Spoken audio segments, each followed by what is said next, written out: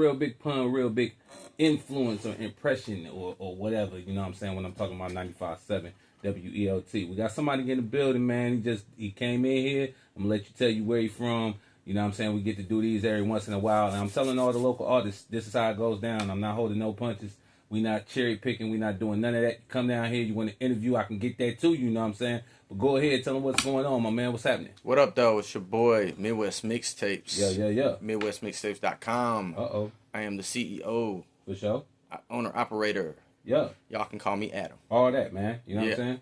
So it's just real brief as I could just say Adam. You know what I mean? Yeah. It's like that. You know what I mean? No. It's the first name in the Bible. Okay, so that's you can't forget it. Absolutely. We get it. And a lot of people up there, wait a minute. I thought it was, he said first name. He didn't say first book. Okay, it's the book of Genesis. First name in the Bible. You know what I'm saying? Don't get caught up. All right, man. So what's up? Yeah. So you came down here. How did you even get the link? You know what I mean? I know you done heard about Fort Wayne from some different viewpoints, different windows or whatnot. So you down in Fort Wayne. How does that happen? How did you go about that? Shout out to the networking queen, Krista. Okay. You know, she lived in St. Louis for quite a while. We KLZ. She worked with Addicted Dopeness. Okay. And we had a period there in the late 2000s. We had a thing called Club Viva, Top 10 Tuesday. Okay. She helped book a lot of the artists. Understand that. So yeah, we've been working with her for quite a while. I've been knowing her for years, and she one of the hardest working people I know. Okay. So that's what's up. Word out to Krista Lynn Zelensky. Yeah. I be saying the whole name, man. You know what I mean? KLZ over there, KLZ. You know what I'm saying? We WLT KLZ, all that. You know what I mean? So you just came in, you dropped in. What was the trip like? What did you do? Did you fly? How did you? I just drive. I'm a driving type. Oh, you know, kind of high. Yeah, man. I'm the type, man. I'd rather be in the car. Okay. You know. Clear your head. Yeah. Think about background music trying to come in. All right. You know what I'm saying? Yeah. So, I just plot and plan in the car. You know, get to the hotel, write down the stuff that I remember. You know, I don't want to, really dive into. Yeah. Stuff you want to kind of tackle and everything else. Yeah. So, we got part of your interview where you was talking about shows and whatnot, but I know the biggest thing that we've been talking about since you've been up here is the fact that you used to deal with college radio. Yeah. What was that experience like? What time span did that start, and how long were you doing that from what to when? Hey, shout out to back in St. Louis, Florissant Valley Community College. It was 89.5 KCFV. Okay. I want to shout out Paul, Professor Steve, and oh man, I can't even think of the lady's name. It's like Apologies. It's Apologies. I want to say her name. I can't think of her name. It was the lady. She was the original general manager that started allowing hip hop to be played on that college station. Like for a while, it was just all rock. You know, shout out to my man Lucius Thunder. And he brought the hip hop stuff in there. Okay. And at the time, I was working with a group at the time called Lyrical Warfare, and we didn't have music that was radio type for sure. Major radio friendly. So boom, I was always and at this time message boards were around. The internet wasn't popping yet. Okay. It was just message boards. People like me was already on there. Right. But anyway, I just remember always seeing these guys that used to get on there, these industry cats out of the West Coast. Hey, you can't get on the major stations, try college. So I just college station and on the internet and figured out what it was. Boom, I saw there was one right there in my backyard. Wow. Okay. So like you said, you was talking about how important it was for the music to be edited. Like how many submissions did you get of people that was just like, well, I know you said that, but here go my record. What's up? Man, it's most people are pretty good about it. I can say one thing, man. You can't see this. I can see it. Black folks. For sure. All right, we're going to have a real conversation right now. Let's go. Hey, man, y'all want to use the N-word, all you want. Cool, that's your prerogative. Right. Can't use it on the radio. For sure. Make sure you radio edit that shit. No stuff. As I just do that. It's all good. But that, more than anything, it's usually... It's used so much you don't think nothing of it when you're hearing it. You think it's just it's in your regular word. It's got dropped into your general everyday vocabulary. You don't realize you said it as much. I understand. Yeah, I would say, but that's the biggest part. But other than that, most people are good about what when I'm asking them because. Yeah, y'all probably think that's the biggest problem. The biggest problem is that I don't understand why my signal is not catching up in here. I don't understand what it is. I don't know if I brought more metal in here or what's going on.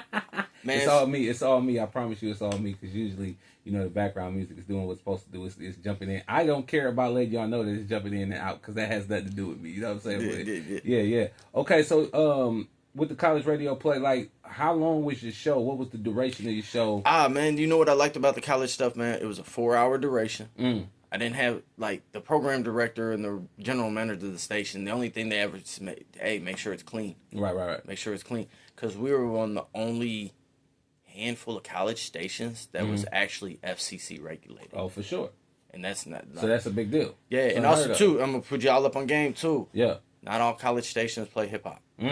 So there might be, say, 10,000 college stations in our country. I really don't know the number, but it's just something that simple. There's only maybe 200 stations that actually play hip-hop. So... That's wild. Yeah. That's wild, bro. But at the same time, you know, some of these stations are out in, you know, like, Bottomville, Montana. Where... Have you ever been to Bottomville, or is that just something... No, that's just something I made up. But I'm just saying, like, there's some of these colleges that are, like, in rural country, like... Bottomville, Montana? Yeah, the Bottomville, Montanas of the world. Of the world. That's where these stations are. Okay, cool. Yeah, some of the stations. So, you know, but, you know, there's college stations, though, that, like, if you ain't got the money for the majors, yeah, go college. Go college. Okay, so another point that you made that I really want to jump in here and ask this, right? You had said that, you know, we are getting a lot of the artists, right, that is not being played or, booked in St. Louis. Yeah. What are some of the artists that have played in Fort Wayne that you would have liked to see come to St. Louis that you don't believe has come? Man, y'all been getting them Flint boys. Okay. Louis Ray. Okay. RMC Mike. Okay. Them guys, the YNJs. I'm a big fan of Flint. Okay. I'm a big fan of their scene and stuff, right. Man. Shout out to Louis Ray, you know, shout out to Los, shout out to Energy Beats. Okay. So boom. We've been getting them. Shout out to Jada Ali, my girl, right there. All right, smooth. Okay, so we how do y'all go about the I want to ask you this. What's your definition of promoter? What's your definition of promoter? Because I believe, and I'm just going to put it out there, that the definition of certain things in certain positions as far as the entertainment industry, whether it be local or mainstream or big, I think that they don't have the exact definition of what some things are, and then that get lost in context. So verbiage is a big deal. For sure. So what is your promoter? When I think of when people say I'm a promoter, I'm thinking you book clubs or venues. You know what I'm saying? Now, if you're talking about like a street team person, you know, add the word street team promoter in there. That's the difference. Right. That's the difference. And then, you know, you got your public relations, which is more with the interviews, whether it's radio or print or vlog or whatever the case may be. For sure. So now the name of your imprint, your brand goes by the name of what again? The actual company, my full-blown marketing company is called Out the Woodworks Marketing and Promotions. Okay. Now, Midwest Mixtapes is something that's like a sobriety, you know, offshoot of the company. Yeah. Is it subsidiary? Yeah, that's the word. Okay. No. I'm not testing my knowledge. I'll be caught up on words. That's the word I was looking for. Okay. So because you know, everything with Out the Woodworks. Out the Woodworks also too more for when I work with outside the region. For inside the region, it's more Midwest Mixtapes. For sure. Because you know, yeah, I could go for that. So I'm knowing that's throwing people, not so much as throwing people off because they like Midwest Mixtapes. If they hear your imprint or your brand, the first thing they're gonna be asking you is, how do we get included on one? They might start thinking that you DJ Clue or something. You know what I mean? Hey, you know what? Like people, DJ Drama. All right, DJs do still make mixtapes. There's still out there artists. I mean, DJs that do make the mixtapes. But Midwest Mixtapes is more now. I'm promoting your Spotify or your YouTube. There's video. I stick to projects. I call them projects now because everybody just dropping EPs lately. For sure.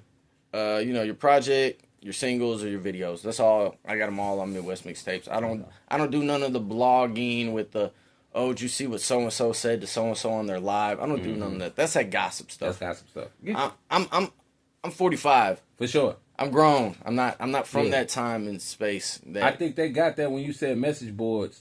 And before internet, no disrespect, I wasn't gonna put that out there when they was like, yo, right. And I'm not that far behind you, but they definitely got. But listen, hey, when they say you got somebody said, hey, this is a joke. I know it is. Then when they say, hey, you got a face for radio, you know what I'm saying? This, that, and the third, boom. That was like to the people who are unattractive, right? Here's what I'm saying. They can't see what's going on. My man's is proudly announcing that because there's 45 nowhere seen in him. You know what I'm saying? Y'all go see some of the coverage, the footage, and everything else. And my man looks nothing like that. You wouldn't have never known that until he said it. You understand me? Appreciate so that. Kudos to you. Hey, drink a lot of water. Drink a lot of water, man. He got water. He got stuff in here. You know what I mean? And it's not the inappropriate stuff. Because on WLT, we encourage and facilitate community conversations, programs, and activities that promote diversity and inclusion broadly, removing all barriers to participation. So we ain't on none of that. It's vitamin water. It's not that. We're not.